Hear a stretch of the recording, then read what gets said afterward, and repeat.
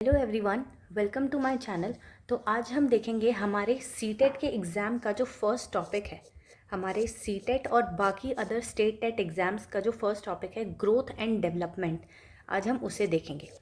तो growth and development इस exam का या फिर इस सिलेबस का फर्स्ट टॉपिक है, हम कह सकते हैं। और ये चैप्टर ऐसा है कि अगर आपको ये समझ में नहीं आया तो आगे आने वाले जितने भी चैप्टर्स हैं, कॉन्सेप्ट्स हैं, उनको समझने में कहीं ना कहीं प्रॉब्लम आ सकती है, क्योंकि इसमें कुछ ऐसे टर्म्स हैं जिनका मीनिंग आपको समझना ज़रूरी है। तो चलिए देखते हैं ग्रोथ एंड डेवलपमेंट को। ग्रोथ एंड डेवलपमेंट मतलब वृद्धि एवं विकास। तो हम पहले देखेंगे डेवलपमेंट को, विकास को। तो डेवलपमेंट होता है हमारा विकास। तो development is a continuous process. Continuous मतलब जो लाइफ टाइम हमारा चलता रहता है, हमारा लाइफ टाइम जो प्रोसेस चलता रहता है वो है हमारा डेवलपमेंट। यानी कि इट्स नेवर एंडिंग, जो कभी ख़त्म नहीं होता, हमारी पूरी लाइफ टाइम जीवन पर्यंत चलता रहता है, वो है हमारा डेवलपमेंट। एक कॉन्टिन्यूअस प्रोसेस है and it involves both quantitative and qualitative changes. यानी कि डेवलपमेंट में हमारे क्वांटिटेटिव चेंजेस और क्वालिटेटिव चेंजेस दोनों आते हैं। अब क्वांटिटेटिव मतलब वो चेंजेस हो जाएंगे जिन्हें हम मेजर कर सकते हैं, यानी कि माप सकते हैं। तो जैसे कि हमारी हाइट हो गई, हमारा वेट हो गया, तो हम उन्हें माप सकते हैं। तो उन चेंजेस को हम बोलेंगे क्वांटिटेटिव चेंजेस। और क्वालिटेटिव चेंजेस वो होंगे जिन्हें हम मेजर नहीं कर सकते, लेकिन हम उन्हें ऑब्जर्व कर सकते हैं, तो वो हो जाएंगे हमारे क्वालिटेटिव चेंजेस। तो डेवलपमेंट में हमारे दोनों टाइप के चेंजेस आते हैं, क्वांटिटेटिव भी और क्वालिटेटिव भी। तो विकास एक सतत चलने वाली प्रक्रिया है। सतत मतलब कि लाइफ टाइम चलने वाली प्रक्रिया है, एक लाइफ टाइम चलने वाला प्रोसेस है जो कभी ख़त्म नहीं होता। और इसमें हमारे गुणात्मक और मात्रात्मक परिवर्तन दोनों आते हैं, यानी कि क्वालिटेटिव भी आते हैं, क्वालिटेटिव और क्वांटिटेटिव दोनों आते हैं। क्वांटिटेटिव वो जिन्हें हम गिन सकते हैं, वो हैं हमारे क्वांटिटेटिव, और क्वालिटेटिव जिन्हें हम गिन नहीं सकते। उसके बाद जो डेवलपमेंट है वो रहती है from dependency to self reliance या फिर ऑटोनॉमी। डिपेंडेंसी जैसे कि शुरुआत में जब एक बच्चा पैदा होता है या थोड़ी कम उम्र का होता है, तो फिर वो बाकी लोगों पर डिपेंड रहता है अपने लाइफ टाइम को जीने के लिए। जैसे कि एक छोटा बच्चा है, वो अपने सारे काम खुद से तो कर नहीं सकता, तो जब तक उसकी डेवलपमेंट खुद से नहीं होगी, उसको दूसरों पर डिपेंड रहना पड़ेगा, उसको दूसरों पर निर्भर रहना पड़ेगा। लेकिन जैसे जैसे उस बच्चे की डेवलपमेंट हो जाएगी, वो सेल्फ रिलायंट बन जाएगा। तो डेवलपमेंट एक प्रोसेस है किसी पर डिपेंड रहने से सेल्फ रिलायंट होने तक। तो फिर डिपेंडेंसी से ऑटोनॉमी की तरफ डेवलपमेंट हमें ले जाता है, या फिर डिपेंडेंसी से सेल्फ रिलायंस की तरफ हमें ले जाता है। उसके बाद हमने देखा था कि डेवलपमेंट एक कॉन्टीन्यूअस प्रोसेस है।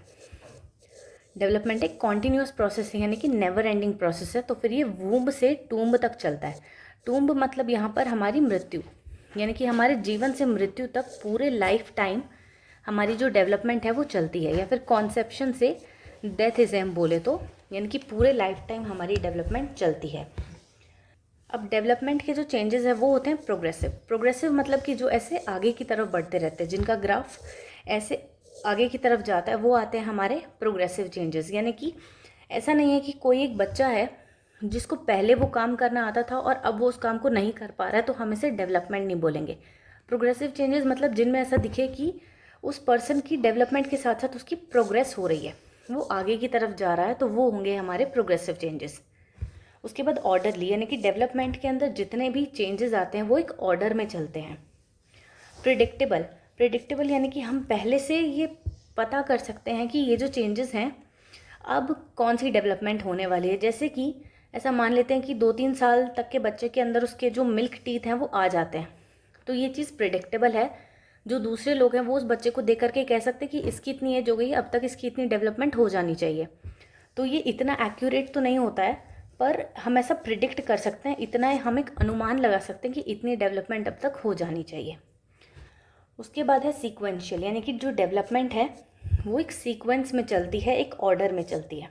फिर है मल्टी डायमेंशनल, यानी कि ऐसा नहीं है कि डेवलपमेंट सिर्फ एक डायमेंशन में काम करती है, डेवलपमेंट हर डायमेंशन में काम करती है। यानी कि सारे जो ग्रोथ के एस्पेक्ट्स हैं, जैसे कि अगर कोई बच्चा डेवलप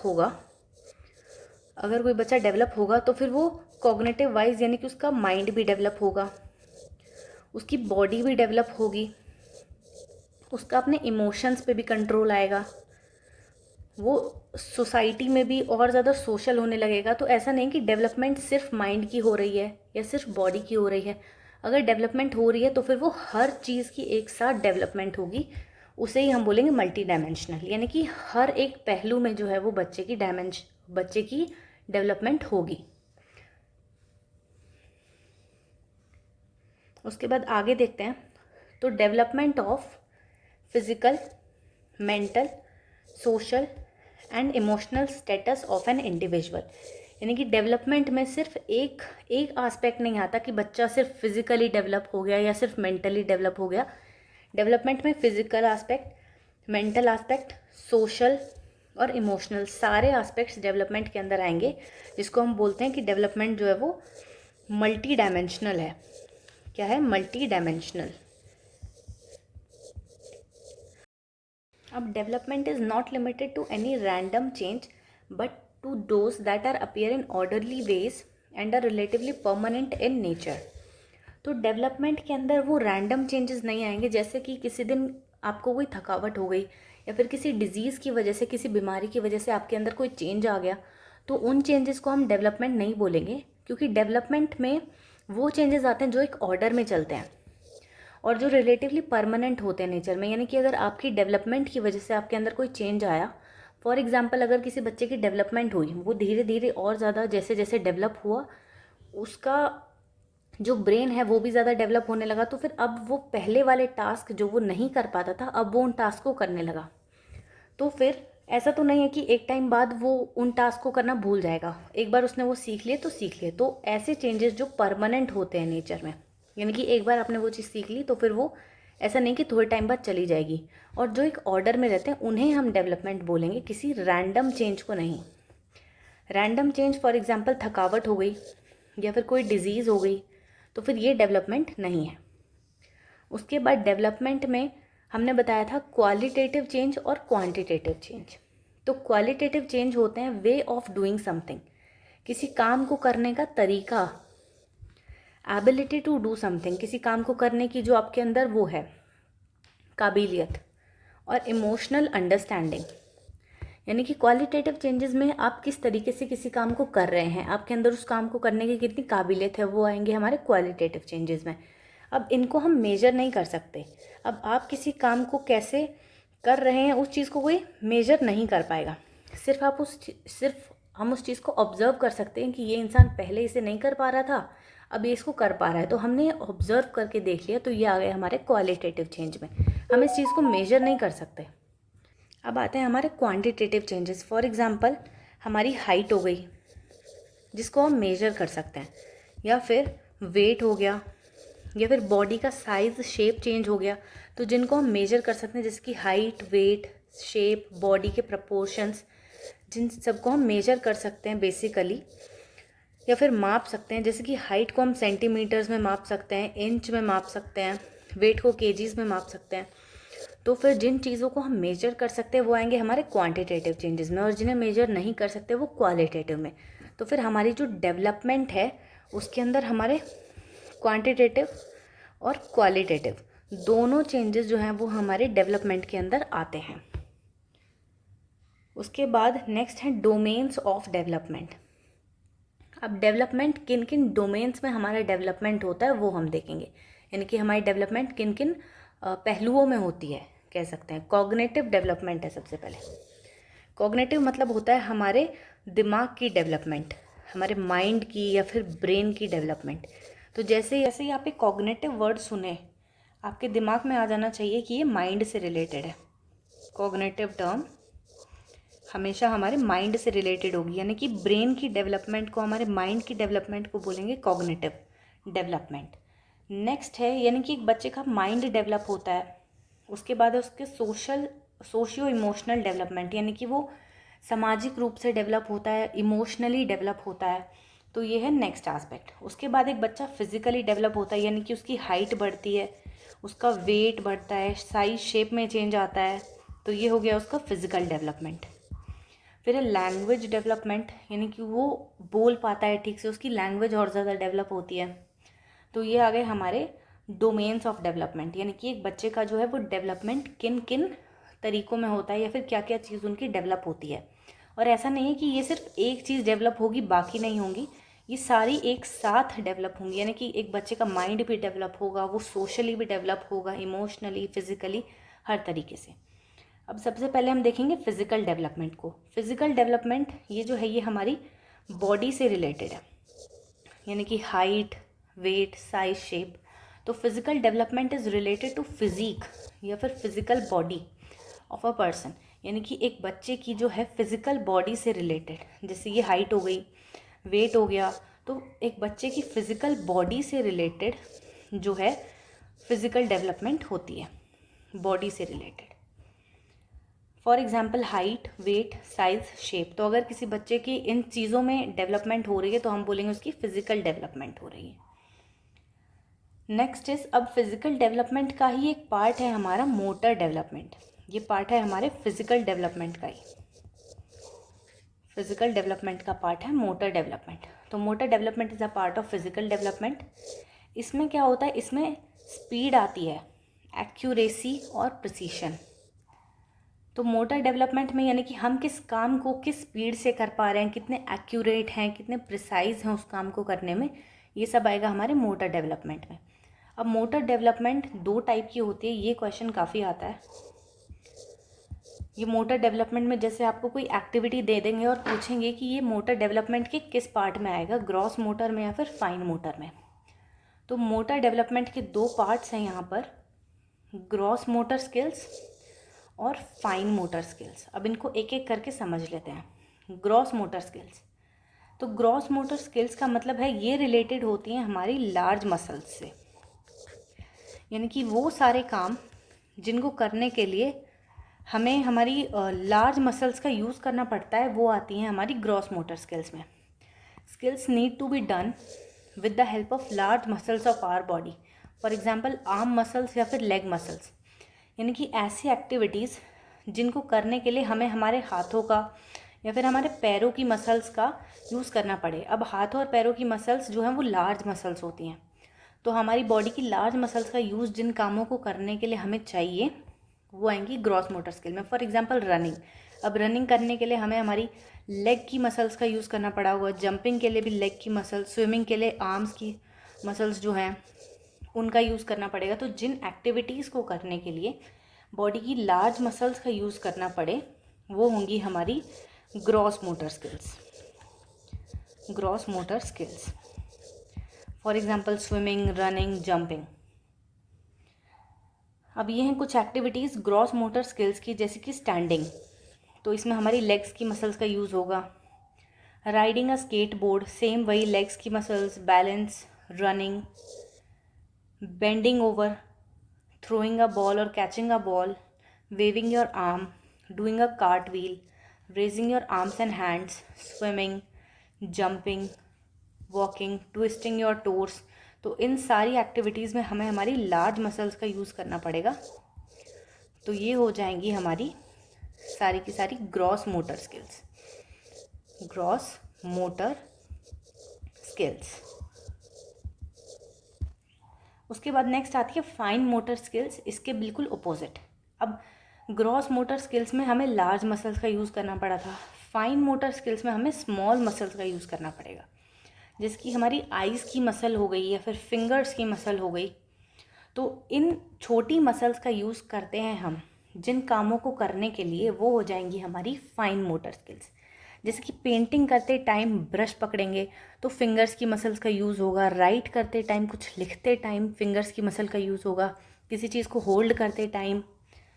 तो ऐसी एक्टिविटीज़ जिनमें हमारी फाइन मोटर स्किल्स का यूज़ हो, हमारी स्मॉल मसल्स का यूज़ हो, वो आ जाएंगी हमारी फाइन मोटर स्किल्स में। जैसे कि हम कोई आर्ट कर रहे हैं, जैसे कि ये बच्चा यहाँ पर, तो फिर ये अपनी फिंगर्स की मसल्स का यूज़ कर रहा है ये स्टिकर्स यहाँ पर लगाने के लिए, तो ये हो गई फाइन मोटर स्किल्स। जैसे कि ये कटिंग हो गई, कोई आर्ट हो गई, तो ये सारी आ गई हमारी फाइन मोटर स्किल्स में। अब next domain of development, cognitive development.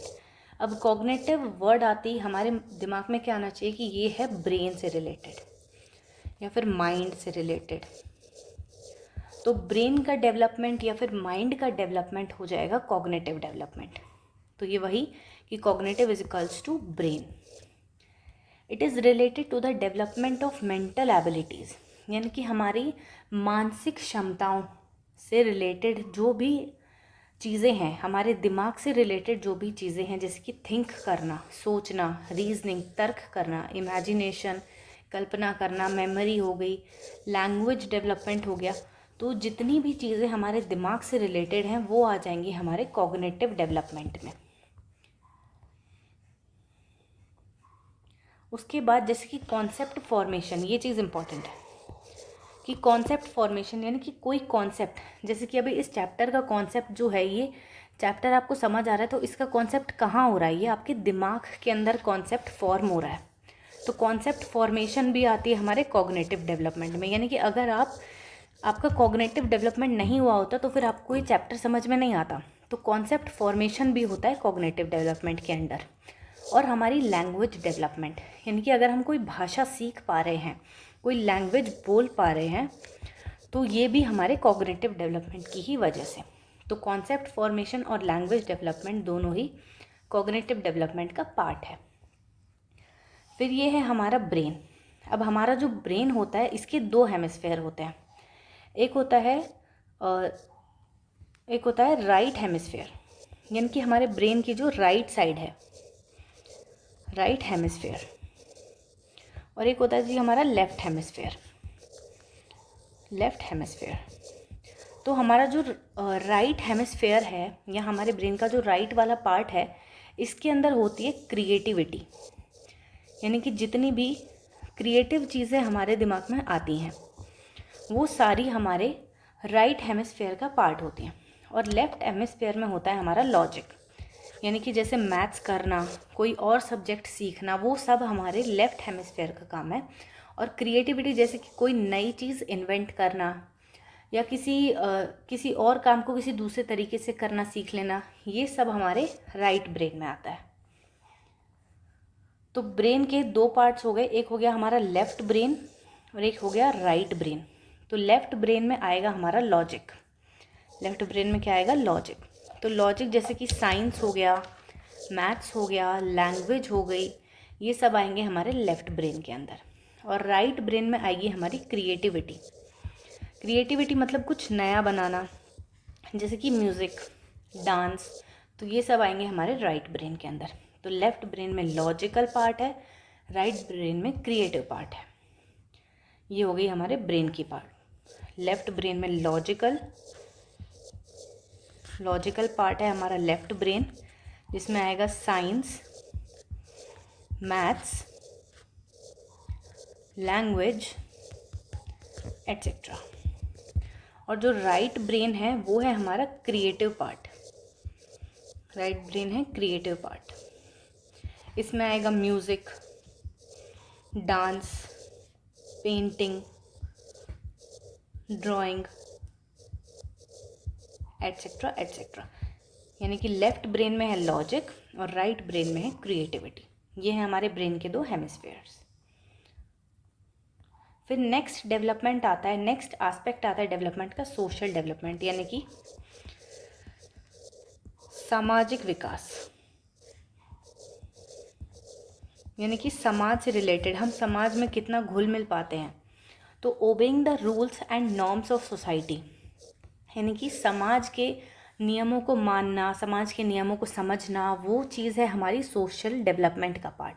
यानी कि जब एक बच्चा जो है समाज के बारे में समझ पाता है कि ये हमारा समाज है, इसमें क्या क्या रूल्स हैं, क्या सही है क्या गलत है, चोरी करना क्यों गलत है, दूसरों की रिस्पेक्ट क्यों करनी चाहिए, जब वो बच्चा ये सारी बातें समझेगा, इसका मतलब उसका सोशल डेवलपमेंट हो रहा है। अब उसके बाद एक टर्म आती है सोशलाइजेशन, आगे चल के ये एक पूरा चैप्टर भी है। तो the process of learning, adapting and internalising the values and norms of society, यानी कि समाज के नियमों को समझना, उन्हें अपनाना, अडेप्ट करना, समाज की वैल्यूज़ को, समाज के नियमों को अपने अंदर इंटरनलाइज करना कि ये चीज़ समाज के हिसाब से गलत है तो मुझे ये चीज़ नहीं करनी। फॉर एग्जांपल, अगर समाज में चोरी करना गलत है तो मुझे वो चीज़ नहीं करनी। ये आ जाएगा सोशलाइजेशन में कि जब ये बच्चा जो है वो इन चीज़ों को समझे, इन चीज़ों को अपनाए, इन्हें अपने अंदर इंटरनलाइज कर ले, आत्मसात कर ले, तो वो प्रोसेस हो जाएगा सोशलाइजेशन। हम फिर कह सकेंगे कि ये बच्चा इन सारी बातों को अब समझने लगा है, तो इसका सोशलाइजेशन हो गया है। फिर है कि जो सोशलाइजेशन है ना, ये एक लाइफ लॉन्ग प्रोसेस होता है, यानी कि ज़िंदगी भर जो है हमारा सामाजिक विकास होता रहता है। लाइफ टाइम हम सोसाइटी में घुले मिले रहते हैं, तो लाइफ टाइम हमारा सोशल डेवलपमेंट या फिर हमारा सोशलाइजेशन होता रहता है। तो it involves moral development also. Moral development होता है हमारा नैतिक विकास, हमारा नैतिक विकास होता है हमारा मॉरल डेवलपमेंट।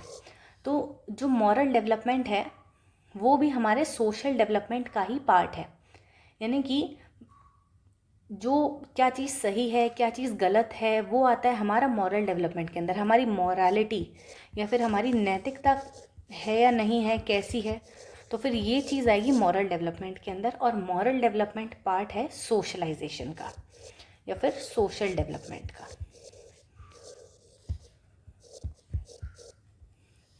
अब नेक्स्ट डोमेन है हमारा इमोशनल डेवलपमेंट, यानी कि बच्चा कितना इमोशनली कितना स्टेबल है, वो अपने इमोशंस को कंट्रोल कर पाता है या नहीं कर पाता। तो emotional development is about knowing and managing your emotions, यानी कि हम अपने इमोशंस को समझ पाएँ, हम अपने इमोशंस को मैनेज कर पाएँ कि किस बात पे हमें गुस्सा आना चाहिए, कहाँ किस तरीके से रहना है, कब खुश होना है, कब नाराज़ होना है। तो ये सारे अपने इमोशंस को बैलेंस करना जब एक बच्चा सीख जाए तो वो आएगी इमोशनल डेवलपमेंट के अंदर। तो emotions and cognition are related. अब कॉग्निशन का मतलब मैंने आपको बताया था ब्रेन से रिलेटेड चीज़ें या फिर माइंड से रिलेटेड चीज़ें। तो emotions and cognitions are interrelated, यानी कि जैसे हमारे इमोशंस होंगे वैसे ही हमारा कॉग्निशन होगा। यानी कि अगर मान लीजिए हम थोड़े से नाराज़ हैं या थोड़ा सा आज हमारा मूड ऑफ है, तो फिर हम कोई चीज़ समझने की कोशिश करेंगे तो फिर हमें वो समझ नहीं आएगी। और अपोजिट केस में अगर जैसे आज हम बहुत खुश हैं या फिर आज हमारा मूड बहुत अच्छा है, बहुत फ्रेश फील कर रहे हैं, बहुत कॉन्फिडेंट फील कर रहे हैं, तो फिर अगर हम कोई समझने की कोई चीज़ करेंगे, कुछ समझने की कोशिश करेंगे या पढ़ाई करने की भी कोशिश करेंगे तो वो बहुत अच्छे से होगी। तो अगर हमारे इमोशंस बैलेंस हैं तो हमारा कॉग्निशन भी बैलेंस होगा, या फिर वाइस वर्सा अगर हमारे इमोशंस बैलेंस में नहीं है तो हमारा कॉग्निशन भी बैलेंस में नहीं होगा। अब अकॉर्डिंग टू राथस क्या कहते हैं कि हमारे जो इमोशंस हैं वो हमारी लाइफ को कलर करते हैं, यानी कि अगर इंसान की लाइफ में इमोशंस ही नहीं होंगे तो लाइफ एकदम कलरलेस हो जाएगी, एकदम ब्लैक एंड वाइट सी हो जाएगी। तो राथस का कहना है कि emotion add colour to our life. ये होगी इमोशनल डेवलपमेंट की बात। अब fear, anger and love, FAL कह सकते हैं। फियर, एंगर एंड लव, ये जो हैं 3 ऐसे इमोशंस हैं जो एक बच्चे में होते हैं जब उसका बर्थ होता है। बाकी इमोशंस तो बाद में आ जाते हैं, जैसे कि जेलसी हो गई या फिर हैप्पीनेस वगैरह का इमोशन हो गया। लेकिन ये जो फियर है, डर, गुस्सा और प्यार, ये 3 ऐसे इमोशंस हैं जो एक बच्चे में उसके पैदा होने के टाइम से ही होते हैं। ये बात कौन कहते हैं? JB वॉटसन एक साइकोलॉजिस्ट हैं। इनके बारे में अभी सीटेट में तो इतना डिटेल में नहीं पढ़ना है, बस ये बात याद रखनी कि JB वॉटसन ये कहते हैं कि फियर, एंगर और लव, ये 3 ऐसे इमोशंस हैं जो हर बच्चे में होते हैं जब उनका जन्म होता है। अब अभी हमने पढ़ा था कि डोमेन्स हैं डेवलपमेंट के 4। एक होता है फिजिकल, कॉग्निटिव मतलब हमारा ब्रेन वाला इमोशन, ब्रेन की डेवलपमेंट, इमोशनल यानी कि हमारे जो भावनात्मक जो डेवलपमेंट है, और सोशल। ये 4 डोमेन्स हैं हमारी डेवलपमेंट, यानी कि हमारा जो डेवलपमेंट है वो इन 4 पहलुओं में होता है। लेकिन एज पर NCERT, national council for education research and training, हमारी NCERT ये कहती है कि 3 ही डोमेन है डेवलपमेंट के। एक हो गया बायोलॉजिकल, या फिर इसको हम फिजिकल मान सकते हैं।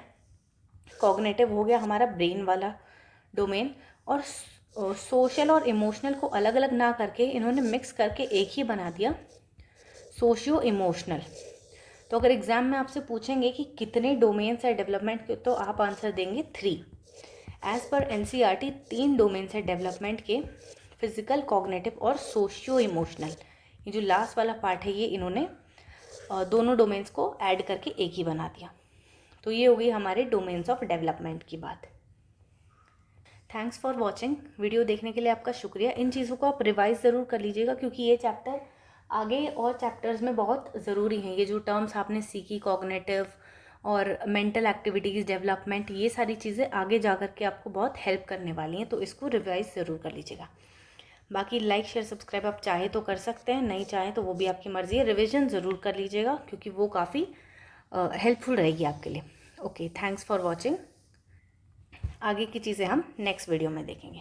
तब तक के लिए थैंक यू।